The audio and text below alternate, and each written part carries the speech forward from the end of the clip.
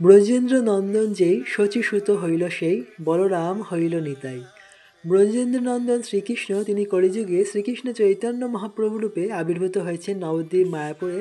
আজ আমরা শ্রীধাম মায়াপুর চলে এসেছি এবং আজ আমরা মায়াপুরে বিভিন্ন সুন্দর দর্শনীয় স্থান দর্শন করব, তার সাথে মহাপ্রসাদ আস্বাদন করব, আর অনেক কিছু আজ আমরা মায়াপুর ধামে আপনাদের দর্শন করাবো। তো এই ভিডিওটি সম্পূর্ণ দেখুন, আপনাদের খুবই আনন্দ লাগবে আজকের ভিডিওটি দর্শন করে। হরে কৃষ্ণ। এটা হচ্ছে মন্দিরের 1 নম্বর গেট। আমরা 1 নম্বর গেট থেকে ঢুকছি, ওদিকেও আরও গেট আছে, এটাতেই সুবিধা হয়। রাধা মাধব অষ্টচকের জন্য মহাপ্রভু কি যায়। আর এখানে হচ্ছে অখণ্ড হরিনাম সংকীর্তন, সবসময় হরিনাম সংকীর্তন হয়। আর এখানে হচ্ছে প্রসাদের কাউন্টার, আপনারা দর্শন করছেন এখানে 3-4টে কাউন্টার রয়েছে। এখানে প্রসাদের কাউন্টার রয়েছে, প্রসাদ পেতে গেলে এখান থেকে কুপন কাটতে হয়। এটা প্রভুপাদ পুষ্প সমাধি মন্দির, আর হচ্ছে টিওপির সব থেকে বিশ্বের সর্ববৃহৎ মন্দির। এখানে ঢোকা যায় এখন, কিন্তু এখনও কাজ চলছে। নৃসিংহদেবের অল্টার কিছুটা অংশ দর্শনের জন্য এখানে দর্শন হয় এখন। চলুন এখন আমরা গৌর নিতাইকে দর্শন করে আসি। মন্দিরে পর্দা খুলেছে এবং আরতি হচ্ছে, তখন ভোগ নিবেদন করা হচ্ছিল। পতিত পাবন গৌর নিতাই কত সুন্দর। হরে রাম হরে রাম রাম রাম হরে হরে হরে কৃষ্ণ। শুধু ভক্তবৃন্দ, আমরা এখন চলে যাব রাধা মাধবকে দর্শন করতে, তারপরে আমরা আরও কিছু স্থান দর্শন করব আজকে। তো আমরা মন্দির পরিক্রমা করব, তারপর এখান থেকে আমরা চলে যাব, এখান থেকে রাস্তা রয়েছে। একসময় রাসে কৃষ্ণ রাসস্থলী থেকে অন্তহীন হয়ে গেলেন, কারণ গোপিকাদের মনে অহংকার জেগেছিল।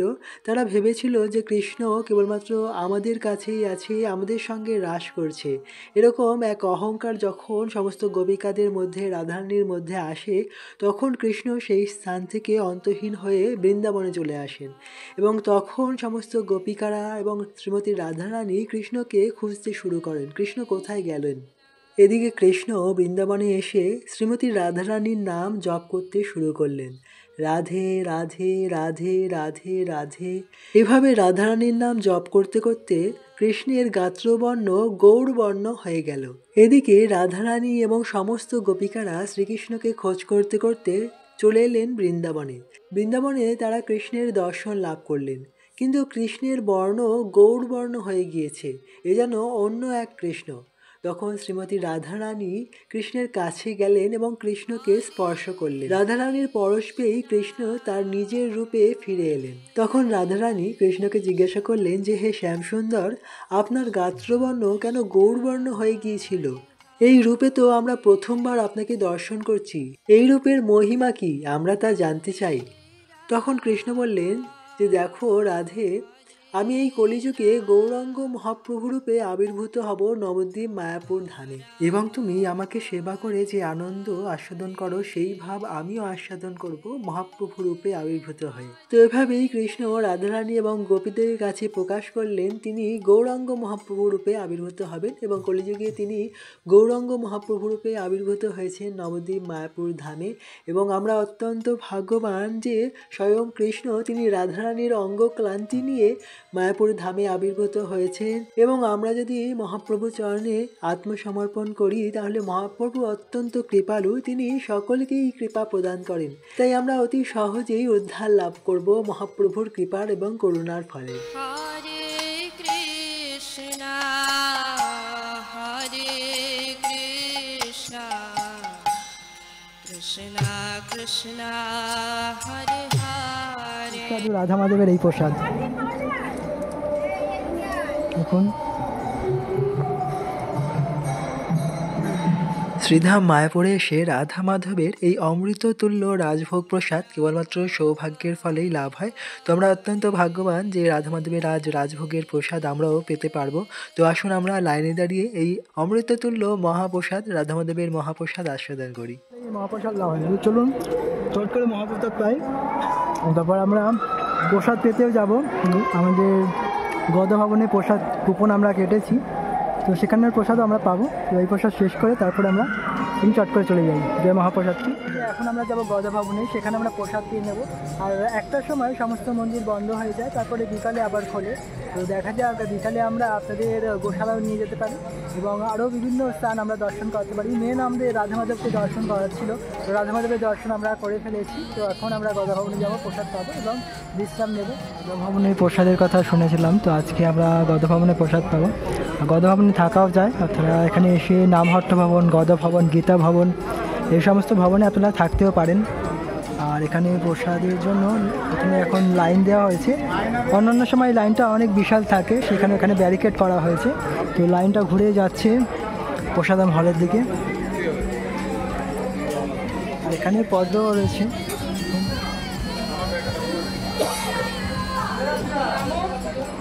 তো এখানে আপনারা দেখতে পারেন কোন কোন সময় প্রসাদ দেওয়া হয়। আর কুপনটা আপনারা মন্দিরে যখন প্রবেশ করবেন সেই গেট থেকে আপনারা কেটে নিতে পারেন। গদ ভবনের সামনেও কুপন কাউন্টার রয়েছে, আপনারা সেখান থেকেও কুপন কেটে নিতে পারেন। তো চলুন আমরা জমা দিয়ে দিলাম কুপন, এবং এই হলটা বিশাল বড় হল রয়েছে, আমাদের ওই ভিতরে যেতে হবে। যখন বনে গমন করতেন তখন এইভাবেই বনভোজন লীলার মাধ্যমে তিনি প্রসাদ পেতেন। বাড়ি থেকে নিয়ে গিয়ে মা যশোদা যখন প্রসাদ দিয়ে দিতেন, কৃষ্ণ, বলরাম এবং সমস্ত সখারা বাড়ি থেকে প্রসাদ নিয়ে আসতেন এবং তখন তারা যেতেন এবং বনে গিয়ে এভাবে বনভোজনের মাধ্যমে তারা প্রসাদ পেতেন। লাইনটা এত বড় হয়েছে, আর ওদিকেও লাইন একটা আছে, দুদিকে লাইন আছে, যাতে ভক্তদের প্রসাদ পেতে নিতে কোনো অসুবিধা না হয় সেই ব্যবস্থা এখানে করা হয়েছে। এখান থেকে প্রসাদ নিলাম, বিভিন্ন প্রসাদ আছে, এদিকে জলের ব্যবস্থা আছে। গদ ভবনের প্রসাদ সবসময় সুন্দর হয়। দুরকম সবজি, ডাল, অন্ন, পনিরের সবজি থাকে এবং মিষ্টির মধ্যে পরমান্নও থাকে। খুব সুস্বাদু প্রসাদ। প্রসাদ মানে হচ্ছে ভগবানের কৃপা। আমরাও খুব সুন্দরভাবে মহাপ্রসাদ আস্বাদন করলাম। দ্বিতীয়বার প্রসাদ নেওয়ার জন্য পেছন দিকে কাউন্টারও রয়েছে। আপনারা যদি শ্রীধাম মায়াপুরে আসেন অবশ্যই গদ ভবনে এসে প্রসাদ পেতেই পারেন, আপনাদের খুব ভালো লাগবে। এছাড়াও মায়াপুর ধামে সম্পূর্ণ ফ্রি প্রসাদেরও ব্যবস্থা আছে, আমরা সেটাও আপনাদের দর্শন করাবো।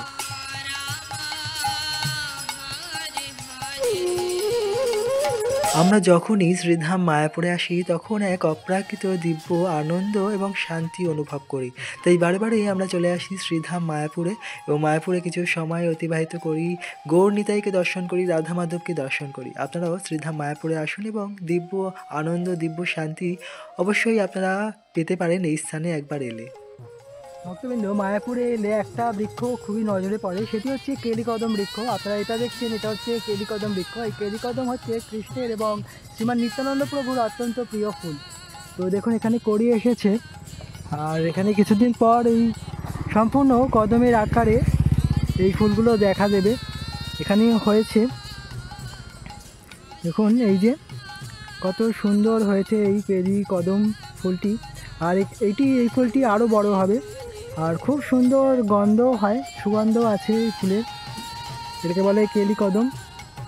আর আপনারা যদি এই কেলিকদম পান তাহলে অবশ্যই কৃষ্ণকে বা শ্রীমান নিত্যানন্দ প্রভুকে, কৃষ্ণকে যদি এই ফুল নিবেদন করেন তাহলে ওনারা অত্যন্ত সন্তুষ্ট হন, প্রীত হন। এখন এই গাছে অনেক ফুল হয় এবং আমরা যখন আগের বার এসেছিলাম এবং তখন আমরা এই কেলিকদম বৃক্ষের ফুল কৃষ্ণজিকে, শ্রীকৃষ্ণকে এবং শ্রীমান নিত্যানন্দ প্রভুর জন্য পেরেছিলাম এবং তারপরে আমরা নিবেদন করেছিলাম মন্দিরে গিয়ে। তো চলুন আমরা এখন গোশালায় ঘুরে আসি। আমরা এখন গোশালার দিকে যাচ্ছি, আর গোশালার দিকে গেলেই যে রাস্তা পড়ে সেই রাস্তা খুবই মনোরম। দেখুন আমাদের পিছনে টিওপিপির মন্দির দর্শন হচ্ছে, কত সুন্দর দর্শন। আর এই যে সামনে এই ঘরগুলো দেখছেন, নতুন আবাসন হয়েছে এখানে। শ্রীধাম মায়াপুরে যেরকম বিলাসবহুল আবাসন রয়েছে সেরকমই 100 টাকাও আপনারা মায়াপুর ধামের ভিতরেও থাকতে পারেন। এই যে রাস্তা দেখছেন, এই রাস্তার পাড়েই রয়েছে নিত্যানন্দ কুটির এবং গৌর কুটির, সেখানে আপনারা 100 টাকার বিনিময়েও থাকতে পারেন।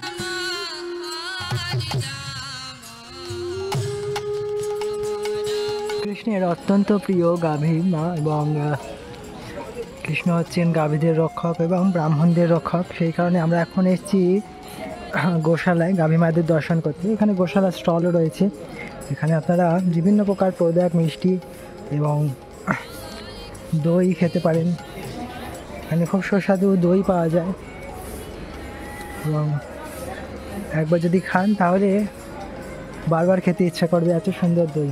এবং এখানে কৃষ্ণের একটি খুব সুন্দর চিত্র অঙ্কন করা হয়েছে। আর এখানে গাভী মায়েদের সেবার জন্য ব্যবস্থা আছে। আর এখানে মাতা গাভী রয়েছেন, অনেক সুন্দর সুন্দর গাভী মায়াপুরে এলে দর্শন হয়। বৃন্দাবনেও অসংখ্য গাভী রয়েছে, আর শ্রীধাম মায়াপুরে গাভী রয়েছে এবং চতুর্দিকে গাভী রয়েছেন। এখানে বিশ্রাম করছেন খাওয়া দাওয়ার পর, খুব সুন্দর দর্শন হচ্ছে। যতদূর আপনারা দেখবেন কেবল এখানে গাভী মায়ের দর্শন হবে। তো আমাদের অনেক রকম গাভী মা দর্শন হয়ে গেল। এখানে একটি গাভী মা রয়েছেন, এখানে গাভী মায়ের শিংগুলি বিশাল বড় বড়, দেখুন কত বড় বিশাল শিং। এত দূর থেকে আমরা সেটা ধরছি, ক্যামেরা পুরোটা ছেয়ে গিয়েছে, বিশাল বড়। তো আজকে খুব সুন্দর গাভী মায়ের দর্শন হলো। এখন আমরা যাবো প্রিয়ব্রতীর পৃথিবীর সব থেকে বড় মন্দির হতে চলেছে প্রিয়ব্রতীর মন্দিরটি, সেটি দর্শন করবো। একটি খালি অংশ আমাদের দর্শন করার জন্য এখন খোলা হয়েছে, অন্নদা কমপ্লেক্স। তো এখানে 4 টাইম ফ্রি প্রসাদ দেওয়া হয়। যদি আপনারা এখানে আসেন ফ্রি প্রসাদ পেতে চান তাহলে এখানে আসতে পারেন। আগের বার যখন আমরা এসেছিলাম এখানেই প্রসাদ পেয়েছিলাম। তো 4টের সময় এখন প্রসাদ দেওয়া হবে, ফ্রি প্রসাদ। তো কিছু ভক্তরা এখানে এসে দাঁড়িয়েছেন। তো আমরা যেহেতু এখন যাব প্রিয়ব্রতীর মন্দির দর্শনে, না হলে আমরা এখানেই প্রসাদ পেয়ে নিতাম। তো আপনারা এলে অবশ্যই এখানেই প্রসাদ পেতে পারেন। আর এখানে গৌরাঙ্গ কুটির রয়েছে, আপনারা এখানে কম টাকায় 100 টাকায় রুম পেয়ে যাবেন 5 জনের জন্য, রাত্রি কাটাবার জন্য। চলুন এখন প্রিয়ব্রতীর মন্দির আমরা দর্শন করে বেরিয়ে যাই। এখানে জুসের বিশেষ দোকান করা হয়েছে। আমরা বিশ্বের সর্ববৃহৎ মন্দিরে গেছিলাম এবং খুব সুন্দর দর্শন হলো। তো সম্পূর্ণ এরকম আকারে নৃসিংহদেবের অল্টার সাজানো হয়েছে। এখনও নৃসিংহদেব সেখানে স্থাপন করা হয়নি এবং এখনও কাজ চলছে। যখন সম্পূর্ণ মন্দির কমপ্লিট হবে, শেষ হবে, তখন নৃসিংহদেবকে স্থাপন করা হবে এবং এরকম সুন্দর দর্শন তখন লাগবে। আপনারা ভাবছেন এই শীতে কোথায় ঘুরতে বেড়াতে যাবেন, তাহলে অবশ্যই আপনারা শ্রীধাম মায়াপুরে চলে আসুন। শ্রীধাম মায়াপুরে এলে যেরকম আপনারা শান্তি পাবেন, সেরকম আপনাদের খুবই আনন্দ হবে এই দিব্য স্থানে একবার এলে। তাই শুধু ভক্ত আপনারা অবশ্যই মায়াপুর চলে আসুন। আর আজকের ভিডিওটি আপনাদের কেমন লাগলো অবশ্যই কমেন্টে জানান। ভালো লাগলে লাইক করবেন এবং সকল ভক্তদের সঙ্গে শেয়ার করবেন ভিডিওটি। আর চ্যানেলটি সাবস্ক্রাইব করে আমাদের সঙ্গে থাকুন। ধন্যবাদ। হরে কৃষ্ণ, রাধে রাধে।